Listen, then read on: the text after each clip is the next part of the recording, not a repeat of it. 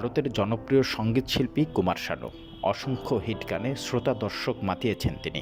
সম্প্রতি তার ব্যক্তিজীবন নিয়ে চর্চা চলছে। অভিনেত্রী কণিকা সদানন্দ দাবি করছেন, প্রথম স্ত্রী থাকাকালীন তার সঙ্গে একত্র বাস করেছেন গায়ক। পাশাপাশি ৬ মাসের অন্তঃসত্ত্বায় স্ত্রীকে দেন ডিভোর্স।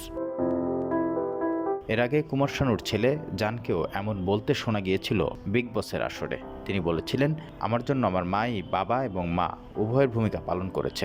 আমার মা যখন আমাকে নিয়ে ৬ মাসের গর্ভবতী ছিলেন তখন আমার বাবা মা আলাদা হয়ে যান, তাই আমি শৈশব থেকেই কেবল মায়ের সঙ্গেই বড় হয়েছি। ছেলের পাশাপাশি কুমার শানুর সেক্রেটারিও গায়কের বহুগামিতার কথা স্বীকার করেছিলেন। তিনি বলেছিলেন, কুমারের অনেক গার্লফ্রেন্ড আছে এবং আপাতত তিনি জনপ্রিয় অভিনেত্রী মীনাক্ষী শেষাদ্রির সঙ্গে ডেট করছেন। মূলত এই মীনাক্ষী কুমার শানুর প্রথম সংসার ভাঙার নেপথ্য কারিগর। মহেশ ভাটের জুর্মের প্রিমিয়ার শোতে প্রথম দেখা হয় তাদের, এরপর প্রেম। প্রথম স্ত্রী রীতা ভট্টাচার্যের সঙ্গে কুমার শানুর বিয়ে হয়েছিল ৮০ দশকের মাঝামাঝিতে।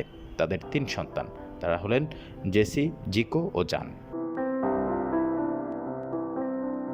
এদিকে কুমারের সঙ্গে নিজের প্রেমের ফিরিস্তি টেনে কণিকা সদানন্দ জানান, স্ত্রী রীতার সঙ্গে ঝামেলা চলছিল সে সময়। একদিন কিছু বন্ধুর সঙ্গে বসে মদ্যপান করছিলেন শানু। হঠাৎ কাঁদতে শুরু করেন। হোটেলের ব্যালকনি থেকে ঝাঁপ দেওয়ার চেষ্টাও করেন। সে সময় গায়ককে সামলাতে সামলাতে ভালোবেসে ফেলেন কণিকা।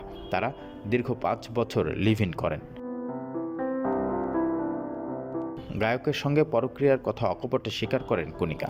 ৬ বছরের সম্পর্ক ছিল এই প্রেমিক যুগলের। তাছাড়া বিবাহ বহির্ভূত সম্পর্ক হলেও তাতে কোনো আপত্তি ছিল না কণিকার। কুমার শানুকে একেবারে স্বামীর চোখেই দেখেন অভিনেত্রী।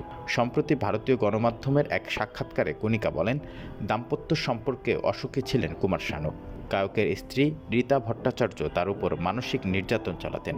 এর জেরেই ডিপ্রেশনে চলে যান তিনি। প্রসঙ্গত ১৯৮০ সালে রীতাকে বিয়ে করেন কুমার শানু। এই সংসারের ৩ সন্তান রয়েছে। ১৯৯৪ সালে দাম্পত্য জীবনের ইতি টানেন তারা। পরবর্তীতে ২০০১ সালে শালিনী ভট্টাচার্যকে বিয়ে করেন কুমার শানু। তাদের ঘরেও রয়েছে ২ সন্তান।